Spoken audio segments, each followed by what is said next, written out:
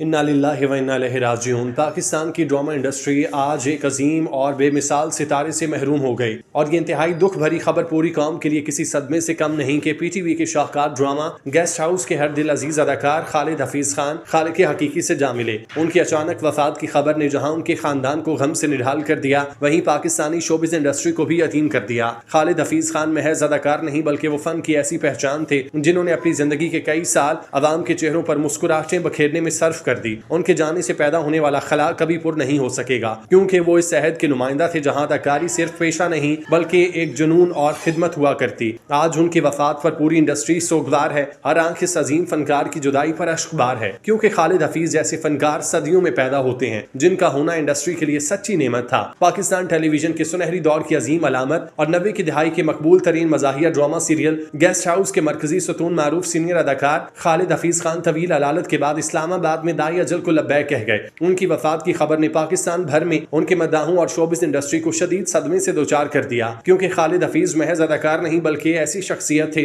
जिन्होंने इस वक्त पाकिस्तानियों के चेहरों पर मुस्कुराहटें बखेरी जब मुल्क में तफरीह के जराए इंतहाई महदूद थे। उन्होंने पीटीवी के उस दौर में अपनी शनाख्त बनाई जब ड्रामा निगारी और अदाकारी अपनी अरूज पर थी और गेस्ट हाउस जैसा शाहकार तख्लीक किया गया जो आज भी अपनी बर्जस्तगी और सादगी की वजह से याद किया जाता है। खालिद हफीज खान की रहलत से पाकिस्तानी ड्रामा इंडस्ट्री का वो बाब बंद हुआ जिसने पीटीवी को बैनुल अक़वामी सतह पर इज्जत और पहचान दिलाई। पाकिस्तान टेलीविजन के सुनहरी अहद के एक दरख्शां सितारे और 90 की दिहाई के मकबूल तरीन अदाकार खालिद हफीज खान, जिन्होंने पीटीवी के शाहकार comedy drama serial guest house में मिस्टर शमीम का ऐसा लाजवाल और जानदार किरदार अदा किया जो आज भी करोड़ों पाकिस्तानियों के जहनों में नक्श है। पीर की रात 26 जनवरी 2026 को इस्लामाबाद में वो इस जहां फानी से कूच कर गए। उनकी मौत की खबर 27 जनवरी 2026 बरोज मंगल को जैसे ही मीडिया पर नशर हुई, मुल्क भर में दुख और अफसोस की लहर दौड़ गई, क्योंकि वो ऐसे दौर के नुमाइंदा फनकार थे जब पीटीवी ड्रामा महज तफरी नहीं बल्कि समाजी तरबियत का जरिया था। खालिद हफीज की मौत के हवाले से मौसूल होने वाली इतलात के मुताबिक वो गुज़श्ता कुछ अरसे से बढ़ती हुई उम्र के बायस मुख्तलिफ तिब्बी पेचीदगियों और अलालत का शिकार थे। ताहम उनकी वफात की कोई एक मखसूस या अचानक वजह सामने नहीं आई, बल्कि उसे तवील अलालत के बाद एक कुदरती मौत करार दिया जा रहा है। उनकी वफात उनकी रिहाइश का इस्लामाबाद में हुई, जहां अपनी रिटायरमेंट के बाद एक पुरसुकून जिंदगी गुजार रहे थे, लेकिन अचानक रुखसत ने उनके अहले खाना, करीबी अजीजों और मद्दाहों को सोगवार कर दिया।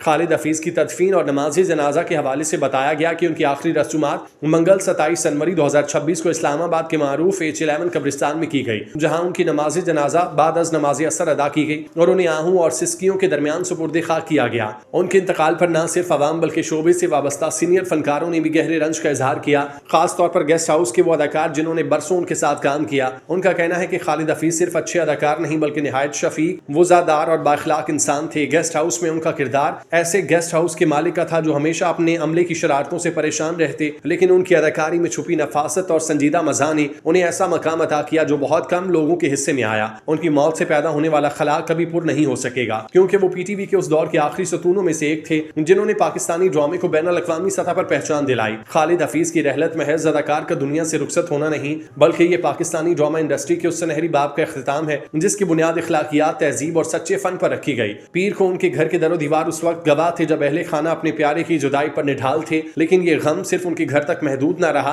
बल्कि पाकिस्तान के तूलो अर्ज में फैले उनके करोड़ों मद्दाह भी अपने इस मोहसिन फनकार की मौत पर धाड़े मार मार कर रोते रहे। लोगों का यूं ज़ारो कतार रोना उस वालियाना मोहब्बत का इजहार है जो उन्होंने दिहाइयों तक अपने सहर अंगेज शख्सियत और बेदाग अदाकारी के जरिए आवाम के दिलों में पैदा की। उनके मद्दाहों के लिए यकीन करना मुश्किल हो रहा है कि शमीम साहब की वो बावकार आवाज अब कभी सुनाई नहीं देगी जिसने बरसों तक उनके घरों के कमरों को टहकों और खुशियों से भरे रखा। खालिद हफीज की अदाकारी अपनी जात में मुकम्मल दौर और दर्सगाह थी जहां से आने वाली नस्लों ने सीखा। ड्रामा इंडस्ट्री में उनका होना किसी बड़ी नेमत से कम नहीं था, क्योंकि वो उन चंद अदाकारों में से थे जिन्होंने कभी फन पर समझौता नहीं किया। उन्होंने गेस्ट हाउस में मिस्टर शमीम का जो किरदार किया महज एक रोल नहीं बल्कि ऐसा शाहकार था जिसने साबित किया कि वो कितने बड़े पाए के फनकार थे। उनका संजीदा अंदाज में मजा पैदा करना और शख्सियत के रोब को बरकरार रखते हुए नाजरीन को महजूज करना उनका खासा था। आज उनके जाने के बाद इंडस्ट्री में जो खला पैदा हो चुका उसे सदियों तक पुर नहीं किया जा सकेगा, क्योंकि अब ना वैसे लिखारी रहे ना खालिद हफीज जैसा कोई दूसरा अदाकार पैदा होगा। उनकी कमी हर उस शख्स को महसूस होगी जो अच्छे और मयारी ड्रामे की कदरदान है। वो एक अहद साज शख्सियत थी जिन्होंने अपनी जिंदगी फन के लिए वक्फ की। आज उनके जाने पर फन के परस्तार अपने आप को यतीम महसूस कर रहे हैं। तफसीलात के मुताबिक शमीम साहब के नाम से मशहूर होने वाले खालिद हफीज खान गुज़श्ता कुछ अरसे से मुख्तलिफ अमराज़ी कल्ब और बढ़ती उम्र के बायस पैदा होने वाली पेचीदगियों के बायस ज़ेरे इलाज थे और बिलाखिर अपनी जिंदगी की जंग हार गए। मरहूम की नमाज जनाजा इस्लामाबाद में अदा की गई, जिसमें जिसमें शोबिज इंडस्ट्री के नामवर सितारों, सरकारी हुक्काम, समाजी शख्सियात और दरीना मद्दाहों ने शिरकत की। नमाज जनाजा के मौके पर हर आंख अश्कबार थी और शुरका उनके साथ गुजारे हुए लम्हात को याद करते हुए गमगीन नजर आए। असर की नमाज के बाद अदा की जाने वाली नमाज जनाजा में उन्हें इस्लामाबाद के मकामी कब्रिस्तान में सुपुर्द खाक किया गया। खालिद हफीज के फनी सफर पर नजर डालें तो उनका नाम गेस्ट हाउस के बगैर अधूरा मालूम होता है। 1991 में शुरू होने वाले इस क्लासिक सीरीज में उन्होंने गेस्ट हाउस के मालिक मिस्टर शमीम का वो लाजवाल किरदार किया जो रहती दुनिया तक याद रहेगा। इस ड्रामे में उनका मखसूस अंदाज, बारूब आवाज और अमले के साथ उनकी खट्टी मीठी गुफ्तगू ने उन्हें घरेलू नाम दिया। वो ड्रामे में अपने मुलाजिमीन, खासतौर पर जॉन रैम्बो और मुराद अली की गलतियों पर तनख्वाह काटने की धमकी देते, जो कि उस वक्त का मकबूल तरीन जुमला बन चुका था। उनकी अदाकारी में खास किस्म का ठहराव और नफासत थी जो उन्हें अपने हमअसर अदाकारों से मुमताज करती। वो सिर्फ बॉस का किरदार नहीं निभा रहे थे, बल्कि उन्होंने एक ऐसे शख्स की अक्कासी की जो मुश्किलात के बावजूद अपने उसूलों पर कायम रहा और अपने मेहमानों की खातिर हर हद तक जाता है। इस ड्रामे की कामयाबी में खालिद हफीज, उनकी ऑन स्क्रीन अहलिया सरवत अतीक की केमिस्ट्री का बड़ा हाथ था। इन दोनों के दरमियान होने वाले मुकालमे शकूक व शुबहात पर मज़ाहिया सूरत हाल और फिर सुलह के मनाजिर नाजरीन को सहरज़दा कर देते थे। खालिद हफीज ने अपनी अदाकारी के जरिए साबित किया कि मज़ाह पैदा करने के लिए किसी सस्ती जुगत या बेहुदगी की जरूरत नहीं, बल्कि चेहरे के तासुरात और मकालमों की अदायगी काफी है। उन्होंने कई दिहाइयों तक पीटीवी से वाबस्ता रहकर मुख्तलिफ ड्रामों में काम किया, जिनमें सुरागे जिंदगी जैसी सीरीज भी शामिल है। लेकिन जो मकबूलियत उन्हें शमीम साहब बनकर मिली